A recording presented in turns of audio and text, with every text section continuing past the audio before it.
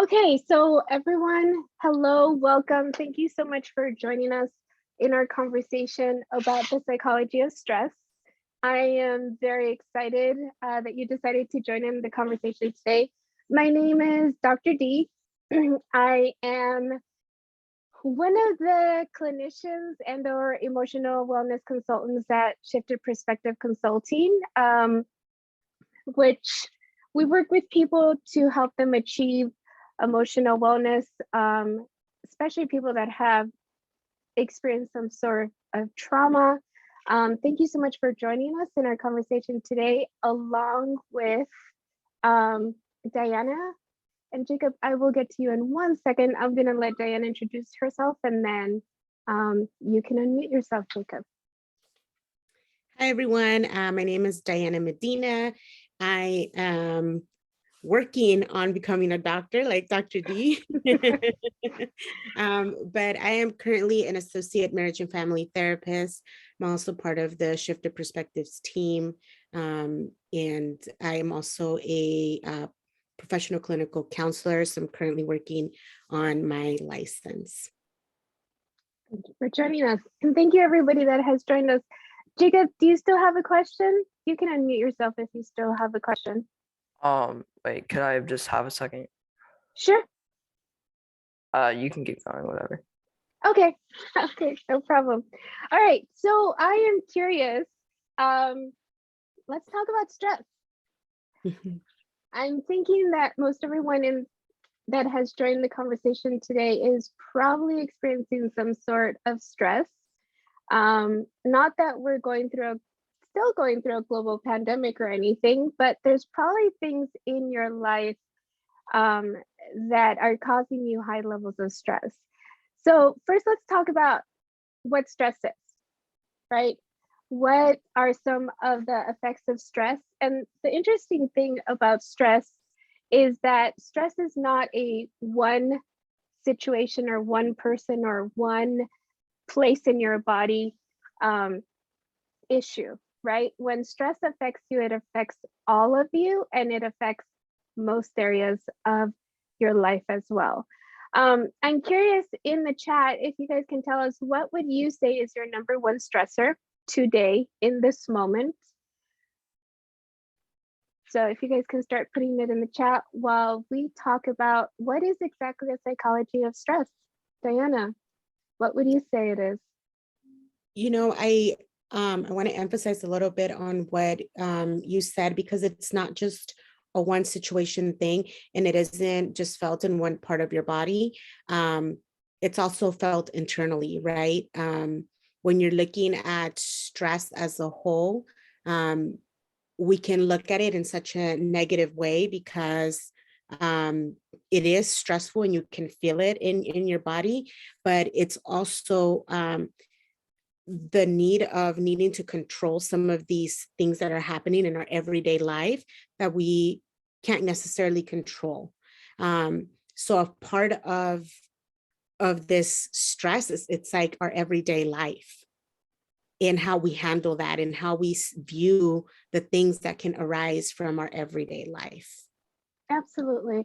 I think that one thing that we should definitely point out is, on top of stress, if you have experienced any type of trauma, the probability of you having more triggers or more sensitive triggers is very probable, right?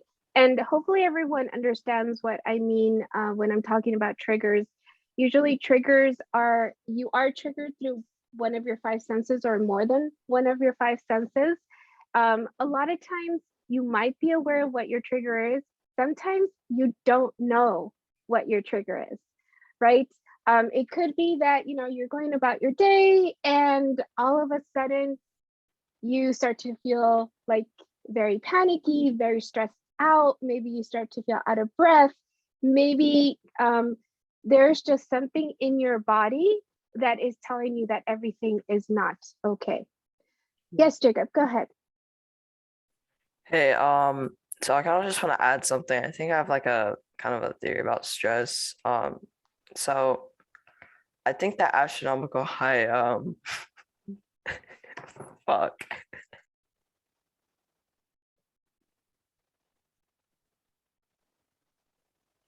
And it looks Okay. like he left the chat. Yes. We'll see if he comes back. Okay, so some of the stressors that are being felt today, extended family and work, absolutely. In fact, before we started our webinar tonight, Diana and I were talking about the stressors that we are experiencing at work. For some of us, we have been blessed with the opportunity to work remotely or work from home or have a more flexible schedule. Maybe you are not able to do that at this time. And so definitely work, just going back into an office can be a very stressful situation. It definitely can also be a very triggering situation. So family, yes, absolutely. Family can always be extremely stressful. Not being productive or getting items done. You know, it's funny because we live in a society, and I know that we have people joining us from different parts of the world, but we live in a culture where the belief is that you constantly need to be busy, right? And it's interesting because just because you're busy doesn't mean that you're being productive. It could just be that you're distracted enough to consider yourself to be busy. Right. And I think that sometimes that takes us into that perception of of we need to be as busy as the next person, which is adds pressure. Being stressed can add that pressure of making sure that we are keeping up with either the next person or whatever is going on in just everyday life. And one of the things that you mentioned, Dr. D, stressors can look very different in different areas of the world, but stress can also look different, right, in culture. Some cultures are very can emphasize stress in different ways, and then the person growing up can grow up with a high tolerance for stress and not realize it, right? Because it's been normalized. This is what norm looks like. Absolutely. And then we're not even getting into, again, trauma, right? The stress that trauma has on the body. One amazing book that I would highly recommend that anybody that has experienced trauma and would like to learn more about trauma is the book called The Body Keeps Score. Excellent book. It gives you a breakdown on, the effects that trauma actually has on our body. And the thing is, a lot of us, when we think about trauma, we think about extremes, right? So, for instance, the war that's happening right now in the Ukraine, it's a hugely traumatic event. Any type of assault, any type of abuse could definitely be considered a type of trauma. But then you have that it's almost unconscious trauma, that very subtle type of trauma. The Right. thing is, the more that we experience the traumatic event, or the more that we have traumatic events, the more that our body remembers about this trauma and the more triggers that are created. And so, a lot of times when we don't know that something is a trigger, or we don't know that a trigger has been created, um, we don't learn about these things until we get to counseling, or we don't learn that we're highly stressed until we end up in the ER thinking that we're having a heart attack when we could be having an anxiety attack, or we could be having a panic attack, right? And so a lot of times when we're not taking care of those stressors, and again, stress is very subjective, because what I may consider highly stressful doesn't mean that Diana considers the same type of stress.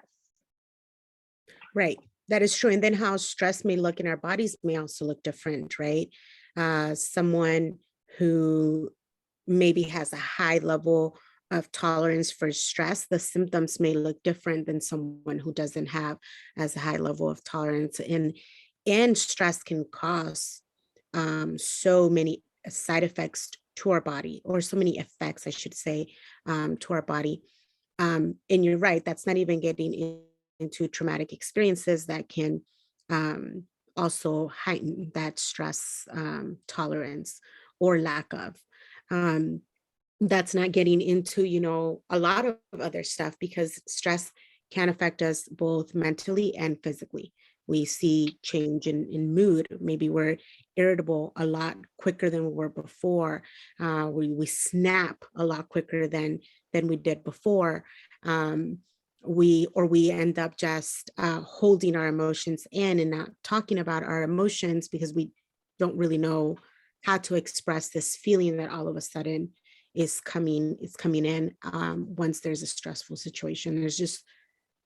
I feel like there's so many things that go around stress, and it is very subjective and very generalized depending on who we're talking to. Absolutely. One of the things that in working with clients, most of us understand the term anxiety and depression, right? When we think about anxiety and depression,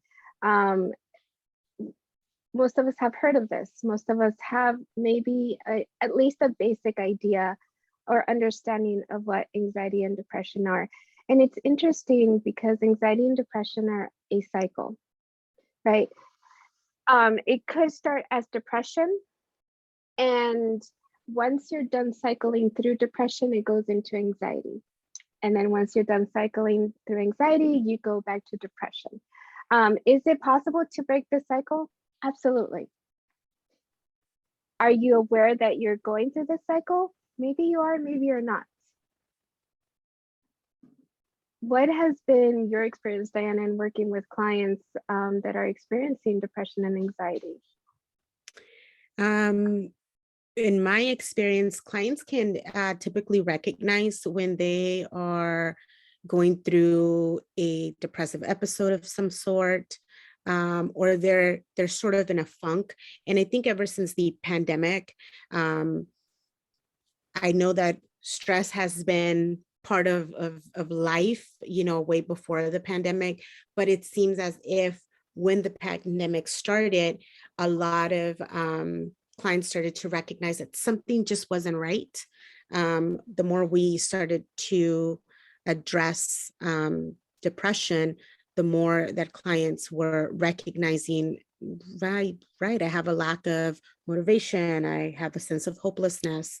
But there was also that period of time where people were just in their homes and had minimal to no contact with the outside world, right? If they had any kind of contact, it was through, through virtual methods, and very rarely were they interacting with anybody outside, because that in itself, right, the pandemic in itself caused a lot of stress, and it still is causing a lot of stress with people. But there was a little bit of overlap with anxiety and stress. There were some feelings of feeling like they were very anxious, right? And there was those stressful situations that were also in the mix of all of this. And so it was hard to define, right? Are you stressed out? Are you anxious because you're stressed out? Are you stressed because you're anxious? Are you stressed because you're depressed? Are we in the cycle now? What's going on? So I think it was very tough on clients to be able to recognize some things, especially when a lot of the coping mechanisms for these things were like going out for a walk, maybe going and doing some meditation, and they wanted to go out and do that, and they couldn't do that. That made it a little tougher to do. But this is where I think the creative side of a lot of people came out to try to find different ways of doing meditation, because you could put your headphones on and, play something on YouTube, and voila, now you are able to meditate in the comfort of your living room. Maybe you're able to paint in the comfort of your kitchen, doing those simple things to cope with some of the situations that were going on. During the pandemic was a little different, right? A lot of people, we could see the stress coming in due to the amount of social media access or exposure, and in the news. That was big. That was a consistent pattern with clients who were experiencing a lot of anxiety. Absolutely. You brought up a good point. Social media. Anything in moderation is obviously a good thing, right? including social media. There are positives and negatives to social media. You can find a lot of really good things, a lot of very helpful things, um, a lot of things that can actually make your day better. On the other side of that spectrum is a lot of things that can cause you a lot of stress, a lot of anxiety. And we'll talk a little bit about the difference between, and I'll let Diana take this over, but the difference between anxiety and stress, because there is a difference between anxiety and stress. Although a lot of times we put them in the same category, there is a subtle difference between those two. But social media, one of the things that I recommend to the clients that I work with, especially if they are experiencing high levels of anxiety due to their environment, which includes social media, is to limit their social media intake. Please understand, and I personally hate social media. I have somebody that handles social media for the business. The more that you limit, the better it is. Life will continue if you're not on social media constantly, unless that's your business. But even then, it's impossible to work 24/7 because that's not healthy in any way, shape, or form. Same thing with the news. Am I saying completely cut off the news? If that is possible and that's something that maybe you can eventually achieve, yes, go for it. However, start to limit how much you are engaging and or looking or watching or hearing or reading the news, because believe it or not, those are highly stressful situations that you actually are able to control whether you engage in them or not. A lot of times when we think about stress, we think about, okay, I'm stressed out because I'm worrying or I am stressing about things that are outside of my control. But when we really look at it, how much of those things that you're stressed about are truly out of your control? And I think that takes us back right to looking at the differences between stress and anxiety, right? When you're looking at stress as something that physically, mentally, maybe even like psychologically causes a stress. It's something that causes a strain, and it can take a toll on your body in many different ways. Versus when we're looking at anxiety is the constant fear and the constant worry that is there, right? That then can cause an effect on your body. When you look at those, they can easily like overlap. But when we're looking at something that you just said right now, and I see Teresa has put it on the chat, when we're looking at the news, we can control how much of that we allow to come into our day. If that is a cause of strain, physically, emotionally, psychologically, then we're going to see a reduction in those symptoms, because that's what's causing the stress. If we're looking at news and that's causing us to worry and have, excessive fear, then when we control that, we're going to see a decrease in those symptoms as well, a reduction of symptoms of anxiety. Absolutely. Let's talk a little bit about childhood trauma and how it can contribute to stress. I don't know how many of you, and if you have, you can put a thumbs up or even share in the chats. How many of you guys have heard about the ACEs study, which is ACES, Adverse Childhood Experiences Study? Basically what it was, yes, some people have, thank you. If you haven't heard about it, so basically it was a study done through Kaiser Permanente. Was it in 97, Diana? 97 or 98, I believe. Yeah. Don't quote me on that. By two doctors that actually were setting out to figure out what were some of the reasons why people were having high levels of hypertension, diabetes, heart problems, all of these issues, and what was their relationship to stress. And what they actually found was that people that have experienced trauma throughout their childhood have a higher probability of experiencing these types of diseases, which includes diabetes, hypertension, heart problems. It's a very interesting study. If you're into research like Diana and I are, definitely would invite you to look into it.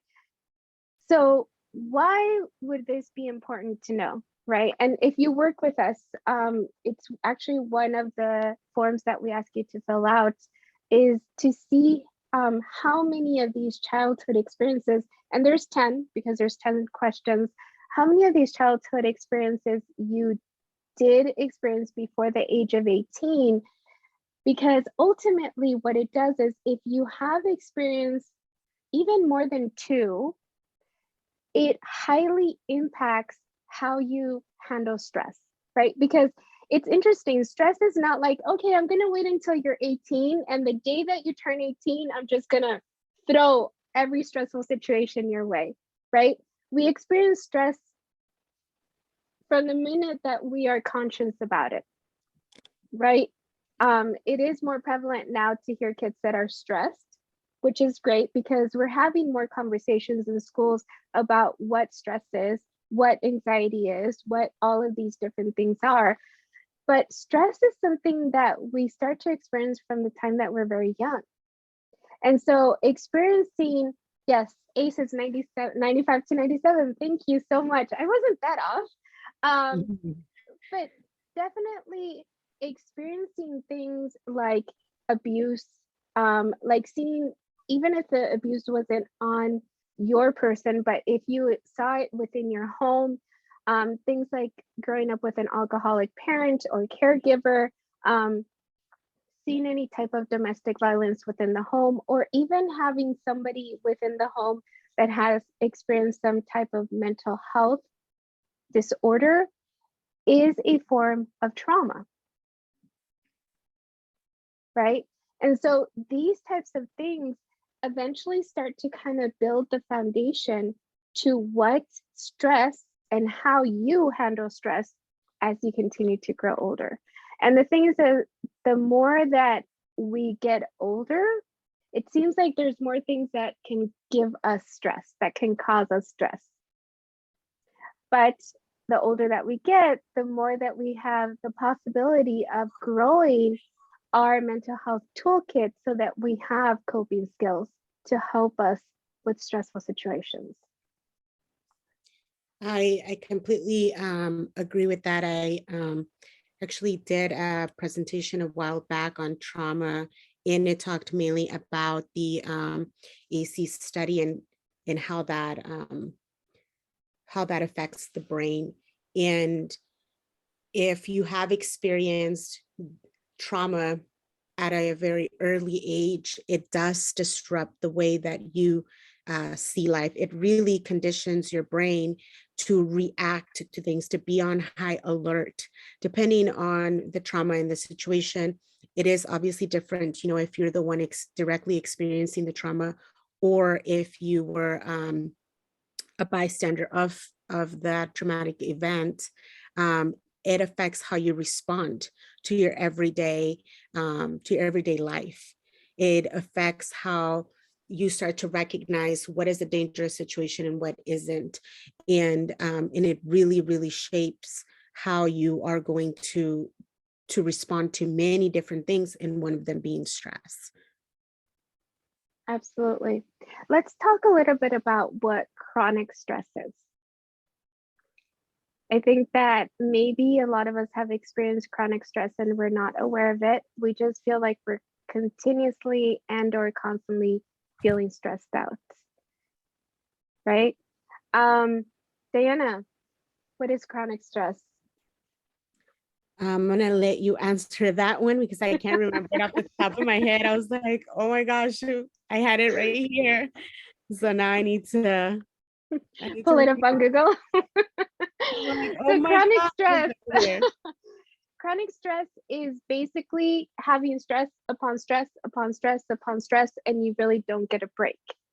So think about, you know, if you were a car and you were on the freeway and you just kept going and going and going, and every time you saw a rest stop, you just kept going, and every time you saw a gas station, you just kept going, and your gas, you were basically just running on fumes. It's when your body and your brain have very too little break from a chronically stressful situation. So that could be, maybe work is just your biggest stressor.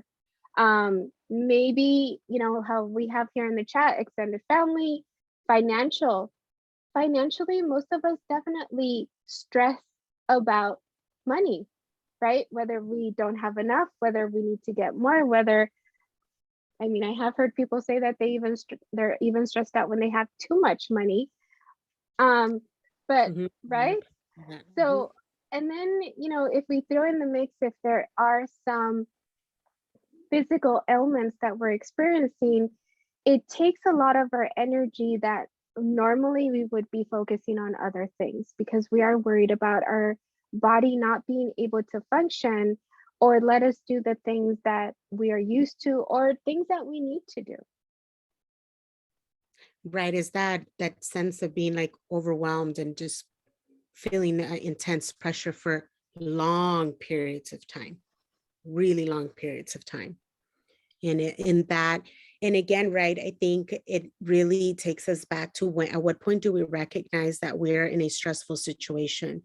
And, you know, and for those that are here today, are you experiencing that in your body and physical symptoms? Are you feeling tension? I think that's one of the most, common symptoms is feeling tense all the time. Are you noticing change in your mood? Are you noticing that you have low energy? I think even some people may just be so overwhelmed that then they start to engage in different habits, right? To try to ease some of that. Um, Unhealthy behaviors. right. Absolutely. Yes. That, you know, eventually those behaviors can lead us to make unhealthy choices, which again is adding more stress because what happens is when we are feeling stressed out, what we do is we fall back on behaviors or coping mechanisms, whether healthy or unhealthy, that we are comfortable with, that our body knows how to do, that are basically instinctive, right? Mm. Um, are are those coping skills healthy? Not necessarily for some people. And you know, again, going off what a clinical point of view could be, let's say that one of the ways to cope with stress is having a glass of wine every night, right? In some cultures, that is completely acceptable. In other cultures, that is considered alcoholic. Not here to debate that. But what happens is a lot of times that one glass of wine every night then becomes two, then becomes half a bottle, then becomes the whole bottle. Um, and so again, we turned into what could be considered a healthy coping mechanism. And then due to the high levels of stress, because the more stress that we feel, the more that our body is going to react, the more that we're going to seek to help us cope with that stress, um, then it becomes an unhealthy coping mechanism, right? And so again, it's being aware, and it's interesting because in the chat, unresolved issues, absolutely. Mhm. Are we aware of everything that stresses us every moment of the day? No, Right. our brains could not cope with that if we made everything that stresses us like the main point of focus, right? Our body is constantly filtering things that stress us out, but only do we pay attention to like the big things in that moment. Right. Right. And then I like the example that you used. I think another one that I have experienced with clients that can be very common while stress is either under eating or overeating. When they're handling a lot of stress in their lives, you can see that there's that association, right? Of I'm just really hungry and it's really the underlying concern is stress. It's not necessarily that they're hungry, but that's how they're coping with what's happening, with the stress that's happening in their lives, or like some serious under eating. They can go a whole day without eating because they feel so just overwhelmed, just so stressed of a particular event or situation in their life. And financial stress is really big on some of the clients that I have worked with. And the lack of like, I'm not going to, and it's not a decision. It's not a conscious decision that is made. It's all of a sudden it gets to 7 o'clock at night and they haven't had anything to eat, but maybe had a cup of coffee. Or 10 cups of coffee. Right. Which could actually not necessarily be a healthy coping mechanism. I'm curious to see what are some of, and please again, raise your hand or help us out or put it in the chat. What are some coping mechanisms? And again, we're not here to judge, we're just here to share. What are some of the coping mechanisms that you currently engage in when you are feeling stressed? Overeating, absolutely. Like Diana was saying, overeating or even undereating can be blamed on stress, right? I believe I wrote, and you can find this on our website, shiftedperspectiveconsulting.com. I wrote a blog about, stress and eating. There are certain questions that we can ask ourselves, whether am I eating because I'm hungry, because I'm stressed, because I'm bored, because I'm sad, because I'm right? Am I eating because I need to cope with some sort of feeling that I don't want to cope with? And, that's another thing to also bring up is that a lot of times, because we have so many feelings that we're constantly feeling, and a lot of times we don't have a name for that feeling, that can cause us stress, right? Because our feelings are not just angry, sad, happy, and disgust, right? Those are not the only four feelings, or those are not the only four things that we can feel. And so a lot of times when we don't have a name or a way to identify it, or even a way to communicate it, then that can cause us high levels of stress, because now you know that you have this feeling, you know that it makes you uncomfortable, you know that a lot of times you don't want to process, confront it, or even sit with it. And so that is highly stressful. And that's one of the things that we work on in counseling, is being able to, number one, identify what this feeling is, and then being able to process and just sit with it. Which in itself, right, is difficult to do if you don't have, the proper support. And I don't know how familiar, the group of people that we have here today are with counseling, but it really, having the proper support, right, to really be able to sit with a feeling, especially if we're talking about experiencing trauma in your life, having that support it's imperative for you to be able to then build and use your positive coping mechanisms for stressful situations. And we will actually be also having a webinar on trauma and stress, and all things self-care, because we're huge proponents of self-care. So one of the things that I'm thinking, and please let us know in the chat, that most of us are hoping to learn today is, what are some ways that we can cope with stress? What are some of the recommendations that we give to the people that we work with? What can I do if I'm feeling highly stressed out? Right.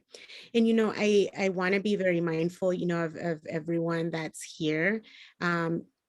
Those coping mechanisms can look very different for every single one of you, or they can look exactly the same for every single one of you, right? It really depends on the situation, and if whether or not is within your means to be able to separate from that situation, be able to find a solution to the situation, or is it something that it's causing some chronic stress every single day, all the time?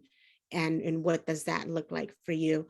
So some of the things that I have actually recommended to some clients is to give, if the situation is that stressful, it is that overwhelming, then let's give it the 5 minutes of our day and give it those 5 minutes, sit with it. Why is this stressing me out? Why is it making me feel this way? And where in my body am I feeling this? Um, and then that's it. It had those 5 minutes, and is it within your control to be able to reduce that stress or not? If we're talking about something that we're looking on social media or the news, easy to be able to make some reductions in how much we're exposed to it, right? But if it's something like, financial situation, it may not be that easy, right? But is there something you can do about it right now? Is there something that you can do about it today? Is this something that's going to take time?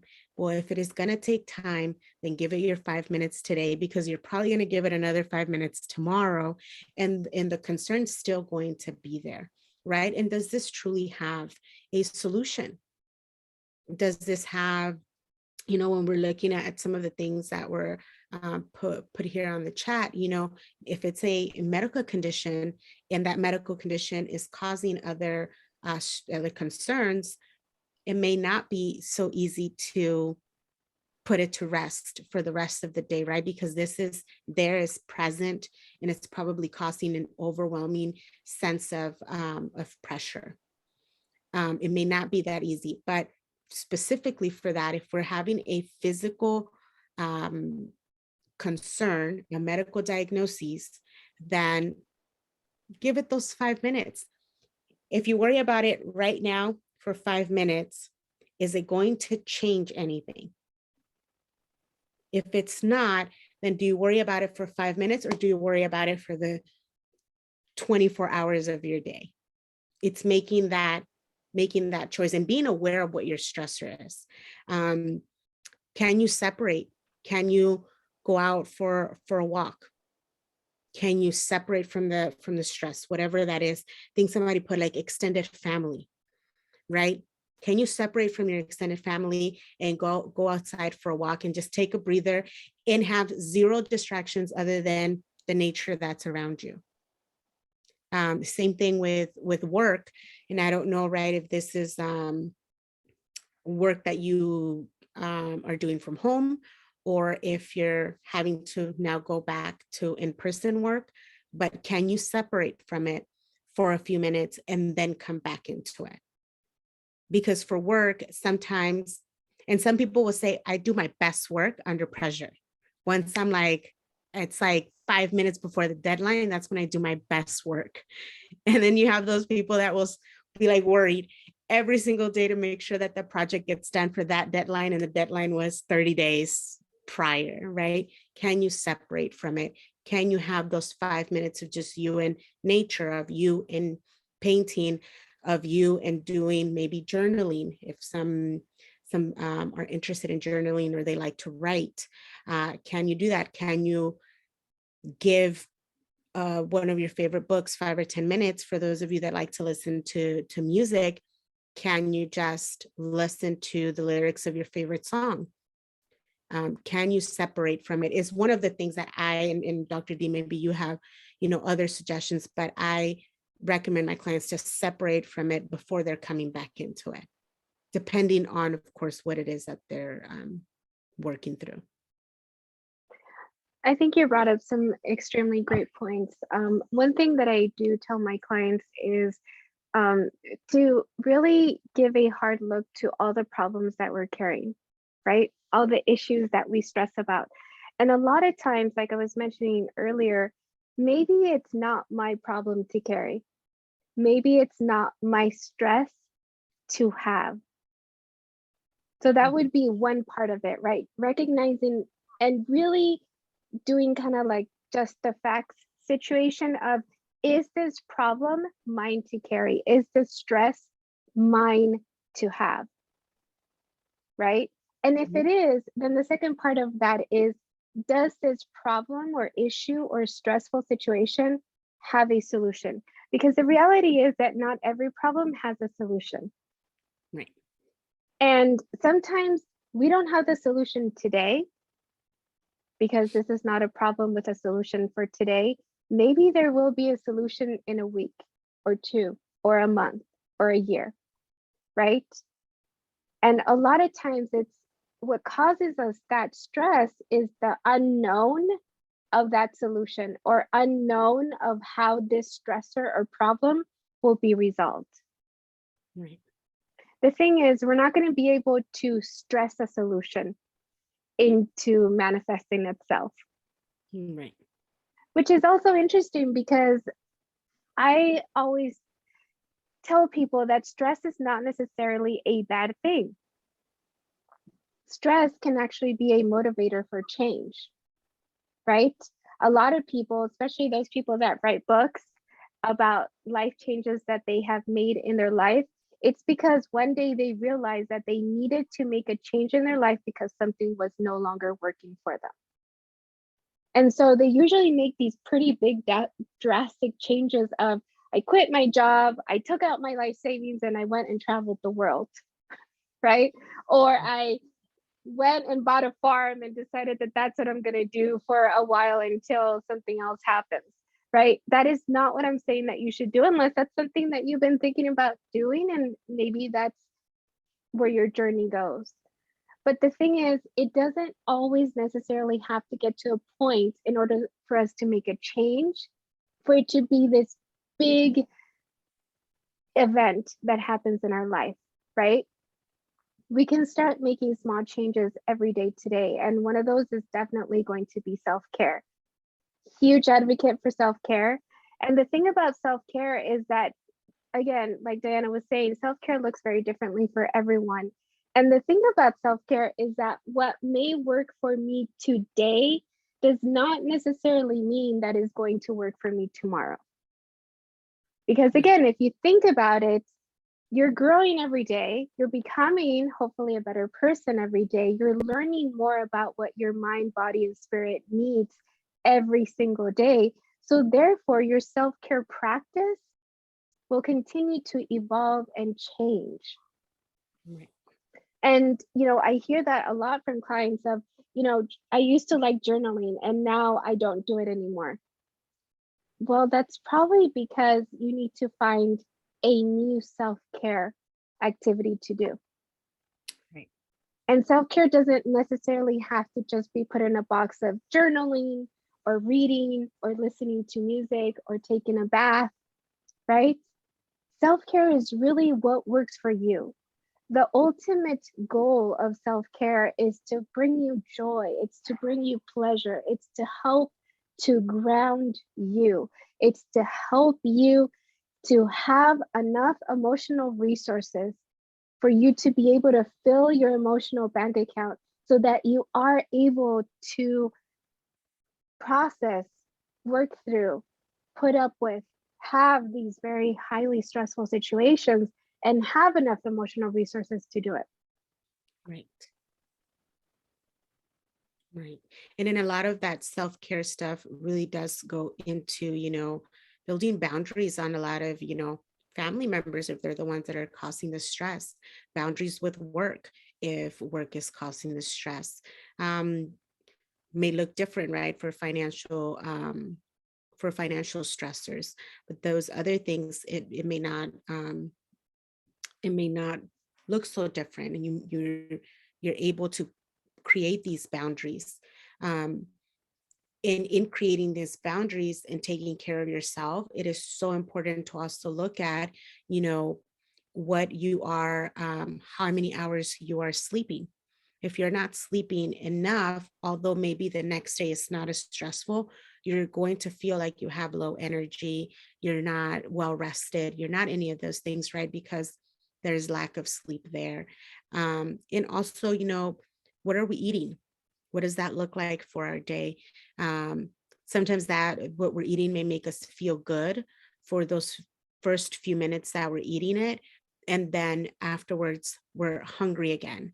Um, Afterwards, it's like, oh my gosh, that really didn't fulfill me. It wasn't healthy for me. So looking at those things is also, very important. In the in the process of self-care, looking at the things that your body needs and that your mind needs in order for it to function properly. Absolutely. I do want to open it up for any questions since we have about 10 more minutes till the end of our webinar. If anybody has any questions, you can either put it in the chat or raise your hand. Or if you'd just like to share about any of what we've talked about today, if it resonates with you, if you agree, if you don't agree. But stress is going to be a lifelong challenge. However, it doesn't have to become your life. Right? There are definitely ways that we can deal with stress. And I would encourage you to engage in self-care at least on a daily basis. And again, self-care does not have to be extensive. It does not have to be expensive. It does not have to take up your whole day. Although sometimes we do just need a whole day of just changing up our routine and doing something that brings us pleasure and joy. But at least between 5 to 15 minutes a day. Like Diana was saying, maybe listen to your favorite song. And you know what?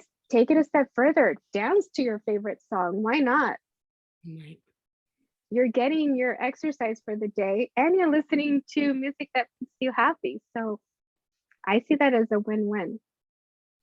Right. And in self-care and even, a way to figure out whether or not stress is something that you're dealing with, it's also seeking help. And if that is, seeking a therapist, a counselor, a wellness coach, then that's what that looks like, and that's what that means. So that you can begin to be aware and recognize what is truly going on, whether it's stress or maybe it is something else. You just never know, right? And you won't know until you take that step to figure that out. And that can be part of self-care. That can be part of trying to figure out what is going on. Is this what I think it is? Is it not? Let me talk to somebody about it. And sometimes professional help is not a bad thing. Absolutely. I wished, and this is just me personally, I wished we lived in a world where counseling or therapy was a proactive behavior instead of a reactive behavior. A lot of times when we go to counseling, and even us that we are in the mental health field, we go to our own therapists and counselors as well. We get that help when we are at the end of our rope, or when we just don't have any more coping skills, or when our emotional resources are so depleted that we have nothing else to give. And that's when we go to counseling. The point is, at least we go to counseling, but a lot of times if we're able to be proactive with our mental health, a combination of what we do by ourselves and what we're able to do with a professional to work on those unresolved issues, or to work on figuring out what our triggers are, to work on figuring out, what are these stressors that I'm living with, definitely recommend it. Talk to someone. And working with a professional is definitely the way to go, because the professional is trained to, number one, not judge you and just be able to listen and ask you those difficult questions that are going to help you process these thoughts and feelings that you're having. Right. Right.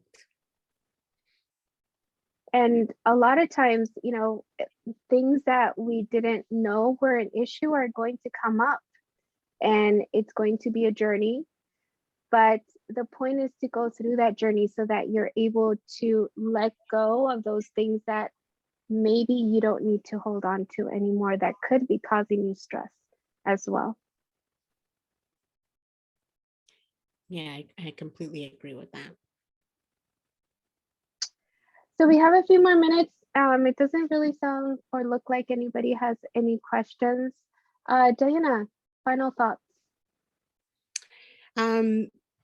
If you are currently dealing with stress, find your medium, find that one thing that's going to help you disconnect from it. I think that is so important to be able to disconnect from it and then be able to regroup. You regroup your thoughts, you regroup completely, you know, sometimes even physically, right? And then you're able to come back and have a better, um, the fog clears up a little bit so that you are able to better address what's happening for you at that moment. And if you are struggling with figuring it out, reach out to a professional. Absolutely. Also, for more tips, worksheets, um, and stuff that we provide, if you go to our website, and Diana can put it in the chat as well. If you go to our website, we do have more information. We talk about different topics under the umbrella of self-care, because we're huge advocates for self-care. We also have some free worksheets, some free material that you can use to help you process through some of these things. And if you would like to work with us, definitely reach out to us. Like I said, tomorrow I will be sending a link to our recording for today, and I'll also be sending a copy of the worksheet that I sent out yesterday morning, the stress worksheet. Hopefully you were able to write down some of your thoughts. It's okay if you're not in a place right now to share them with everyone. But definitely, hopefully this conversation has helped you think about what are some of the stressors that you're dealing with. What are some of the coping skills that you're currently using? And whether, you know, it is, maybe this is, you know, how they say, the sign that you're looking for. Maybe this is the sign for change. Maybe this is the opportunity for change, to just kind of do some reflection and, you know, what are some things that I need to change? What are some things that I need to let go of? Maybe there are some things that I need to engage more in, right? That do bring me opportunities for self-care. Right. Do we have the self-care worksheet on our website? I believe we do. Okay. And so then that way, that's another resource, right? That everyone here is able to take advantage of. And we definitely encourage you to subscribe to, whether it's our Eventbrite channel or social media. We are going to be doing some more discussions on self-care, definitely trauma, because we're, again, strong advocates of self-care and trauma. And we do have other topics that are of interest. So we encourage everyone to sign up, and hopefully we'll see you in another webinar soon. Thank you everyone for joining us. Thank you for everyone that participated, and we will see you soon. Have a great night or a great day. Bye. Bye.